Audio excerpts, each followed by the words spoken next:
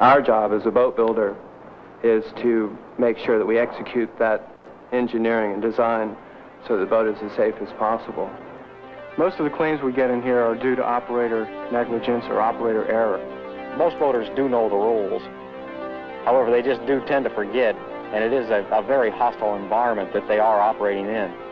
Required safety equipment by federal law and some state laws is really only a minimum. And if you think that you go out there and you have this basic equipment that you're prepared to go out, then you're fooling yourself. If you have a life jacket on your boat and you're not wearing it, you effectively don't have a life jacket. I've in fact seen a few small boats that have had their port and starboard side lights reversed. This kind of thing can only lead to trouble and really is ridiculous. Pleasure boating is in racing. It only takes a little common sense to make a safe boating trip. Over the past few years, the increase in boating traffic and the number of boating accidents has been significant. It's time for a little common sense, a little common courtesy. And it's important to remember that no matter how much safety is built into a boat, it's never going to be a safe boat unless the operator knows the laws, observes all the safety rules, and reads and understands the boat owner's manual. Listen to boat builder Joseph Evans. It's critical that the boat owner understand the limitations of a boat and educate himself on boat handling so that he doesn't try and exceed the safety factors of the boat. Just like a car, if you drive it too hard, if you mishandle it, you can end in disaster. Boats are constructed to withstand more than normal conditions. And in fact, oftentimes you're safer in deeper water than you are in shallow water. Shallow water, of course, is where you get more severe conditions. It's a misconception about transatlantic crossings that you're safest when you're on either coast. In fact, the safest part of the Atlantic Ocean is in the middle. As you approach the coast, that's where you would find more extreme conditions, plus that's where you find things to run into.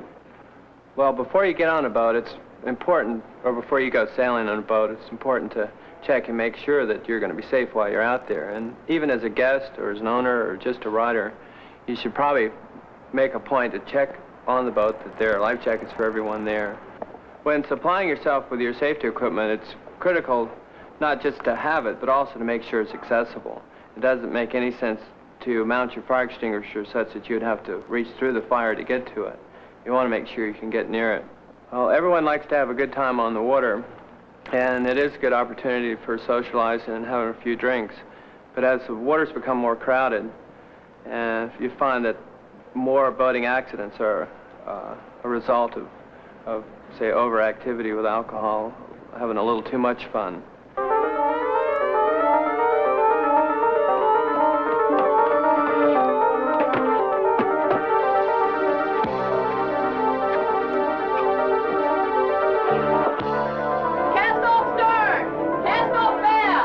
In addition to answering emergency calls, it's the Coast Guard's job to enforce federal laws on the water, and that includes inspecting safety equipment and monitoring safe boating practices.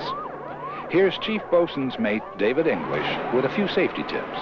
Last fall we had a quite severe mishap with a 25-foot high-performance vessel. They were out for a day of partying, enjoying themselves. They were jumping wakes. The vessel was launched off of a wake, landed on its side, and the cap actually separated from the hull when they hit. The impact was so great. This ejected all 5 persons into the water, and they subsequently had to be rescued. Alcohol was, we feel, a problem there, as they had been partying all day long, and perhaps this may have led to them exceeding the limitations of the craft and causing the mishap. Bow riding is extremely hazardous. Should the person on the bow fall over, the boat will run over them before the operator has a chance to stop. I've seen one person that was rescued alive. He was cut 109 times from his heels to the top of his head. A good share of our less severe cases could have very well been prevented had the operator of the vessel chosen to use a couple of safe boating rules of thumb, one of which would be the 1/3 rule, where you use 1/3 of your fuel to go out and 1/3 to come back, And if all goes well, you should have a third in reserve should any emergency arise. Maneuvering a small boat in and around commercial shipping can be more of a problem than many boat operators think. 15-year veteran pilot Brian Hope has seen it all. During the summertime, I anticipate that every trip I make will involve at least one, what I consider near miss. That is where the small craft will completely disappear from my view under the bow of the ship. I don't want to give the impression that pilots of commercial ships feel they have exclusive right to use a waterway, but common sense would dictate that the small craft should keep clear of the large ship. A ship making 20 knots will travel a mile in 3 minutes, and they can come up upon a small boat amazingly fast, particularly in hazy weather where the visibility is somewhat reduced. One of the important points to remember when approaching or crossing ahead of a large ship is that the pilot loses sight of a small craft a lot farther away than you might expect. The ship astern of us, the Atlantic Concert, is a little over 800 feet long, and the pilot is conning the ship from the bridge about 700 feet from the bow. Because of the height of the containers stacked forward, he loses sight of a small craft perhaps more than half a mile away. Now, this view is a view that I hope not too many small boat operators get of a merchant ship underway. It's a view that could prove fatal. Another important point to remember is to watch the ship's wake. Large merchant ships underway, even at a moderate speed, will generate a considerable wake, which can capsize a small boat very easily.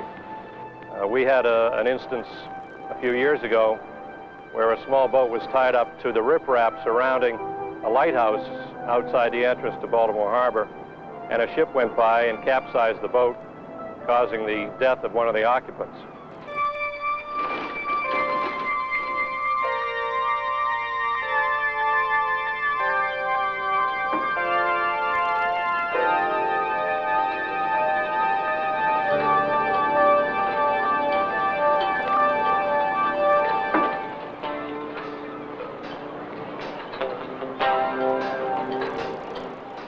This is world champion racing driver Bill Seabold,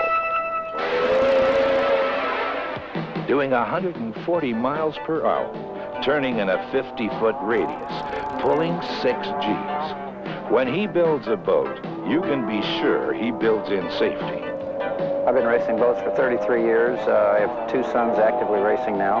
My father raced before I started, and I kind of grew up around racing, went to all the races with him. He started in the boat building business in 1936. We're presently building pleasure boats and race boats. In pleasure boating, just as in racing, it's not very difficult to have a safe boating trip. It's just common sense. When you get in the boat, you should put on your personal flotation device. If you get in the boat and you smell a gasoline fume, do not touch anything. Just get out of the boat, get your passengers out of the boat, and check things out before you fire up the engine. If you're going to buy a new recreational boat, I feel one thing you should do for sure is, number one, read the operator's manual. And the second thing I strongly encourage you to do is take a safe boating class.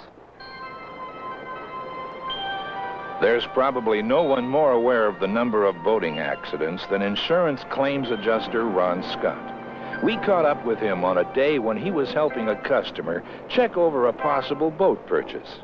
There are several different kinds of claims.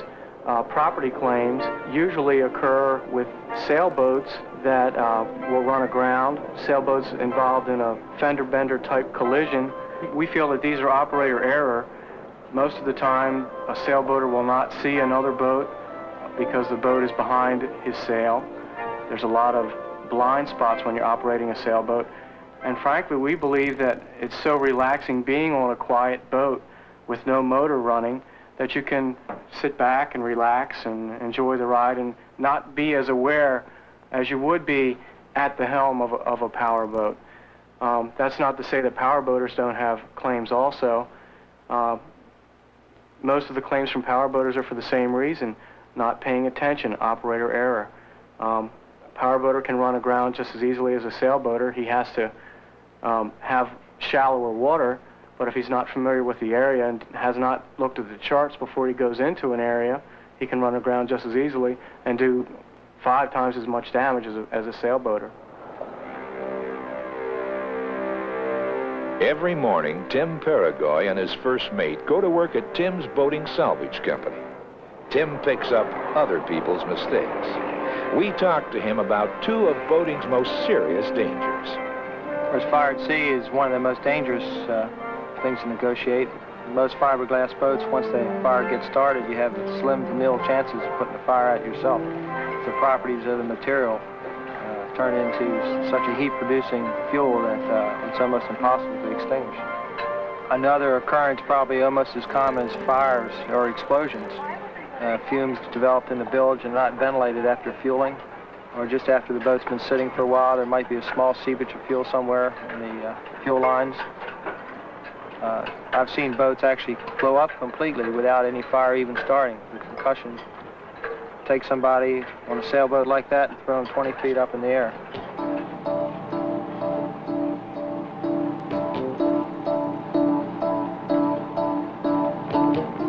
These men are on their way to participate in a unique U.S. Coast Guard experiment, one that could help to save lives. This is Dr. Al Steinman. He's trying to determine what kind of gear is needed to survive heavy seas and cold water. Commander Steinman helps wire up his men so vital signs can be monitored: heart rate, core body temperature, brain function. A companion Coast Guard boat's wake simulates heavy seas. The problems that people face when they fall in the water basically boil down to flotation and protection against hypothermia. Your first problem when you fall into water is avoiding drowning. A lot of people fall overboard, and if their head's underwater when they hit the water, they may drown because there's a reflex called the gasp reflex, particularly in cold water. Cold water makes you go, you gasp, you hyperventilate. If your head's underwater while that's happening, you're going to drown. If you survive the sudden immersion in cold water, then you have to worry about keeping your head up for a longer period of time, and for that you need a life jacket. The more buoyancy you have in your life jacket or personal flotation device, the better off you are. If you fall into cold water and have a life jacket and can keep your head afloat, then you need to worry about hypothermia. Your best defense against getting hypothermic is to have protective clothing on, insulated clothing like a wetsuit or a protective insulated coverall. If you have that kind of insulated clothing, you can increase your survival time by curling up in a little ball and holding very still in the cold water, because movement in cold water increases your rate of heat loss. If you're in the water, no matter what type of protective clothing you have on, your best defense against hypothermia is to get out of the water. What that means for a boater is if he's hanging on to an overturned boat, best defense is to climb on top of the boat. The more you get your body out of the water, the better off you are. Safe boating. At first it sounds so easy, and it can be, providing you pay attention, think about what you're doing, and follow a few safety precautions. As we've just heard, according to the experts, you must be on guard every minute while you're on the water. The open waters of yesterday are the crowded waters of today, just like today's highways. So it's important to know the rules of the road, and important to have a checklist that you use before you leave the dock. Are there enough PFDs aboard? Are they in good condition? Are they readily accessible?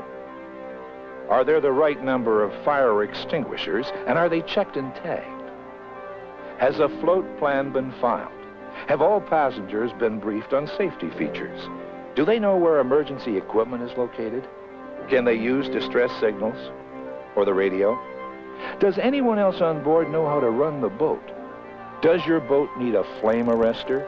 If it does, is yours Coast Guard approved? Does your boat have the proper system to ventilate bilges and fuel tank compartment? Is it clear and working properly? Are all parts and equipment rated for marine use? Automobile parts are just not safe. A safe boating trip. That's what everyone wants, and that's what you'll have if you work at it. Follow the advice of the experts. Read your manual. Take a boating course from your state boating authority or a volunteer group, like the Coast Guard Auxiliary. Get a courtesy marine examination from the Coast Guard Auxiliary. And get this booklet on federal boating rules and regulations from your marina, the Coast Guard Auxiliary, or by writing to the Coast Guard, Washington, D.C. 20593. Enjoy your next boating trip. Make it a safe one. And take some advice from Bill Seabold. 20 years ago, the waterways were not as crowded as they are now. Now you cannot just get in your boat and start it and talk to your passengers and drive down the lake and look around. You have to pay attention to what you're doing, just like driving an automobile. You cannot start your automobile and just point it in one direction and talk to your passenger and glance at the road once in a while. So it's just using common sense makes safe boating.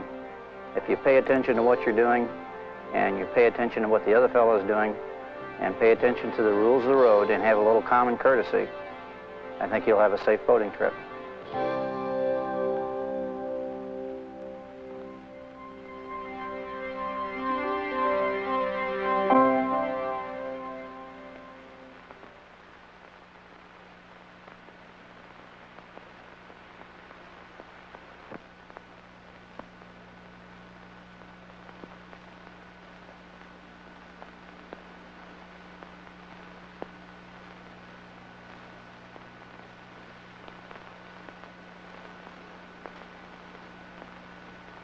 This kind of thing can only lead to trouble and really is ridiculous. Pleasure boating is in racing. It only takes a little common sense to make a safe boating trip. Over the past few years, the increase in boating traffic and the number of boating accidents has been significant. It's time for a little common sense, a little common courtesy. And it's important to remember that no matter how much safety is built into a boat, it's never going Operating in. Required safety equipment by federal law and some state laws is really only a minimum. And if you think that you go out there and you have this basic equipment that you're prepared to go out, then you're fooling yourself. If you have a life jacket on your boat and you're not wearing it, you effectively don't have a life jacket. I've in fact seen a few small boats that have had their port and starboard side lights reversed.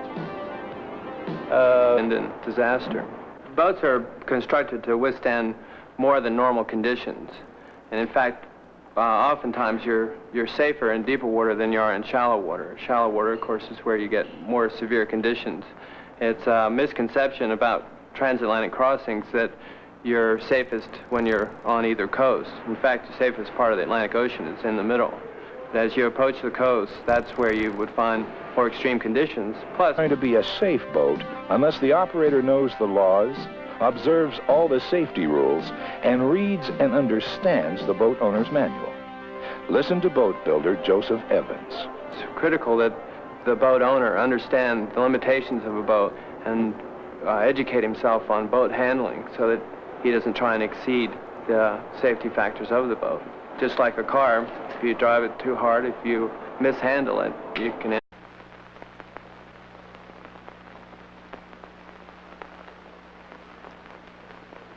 Our job as a boat builder is to make sure that we execute that engineering and design so the boat is as safe as possible. Most of the claims we get in here are due to operator negligence or operator error. Most boaters do know the rules. However, they just do tend to forget, and it is a very hostile environment that they are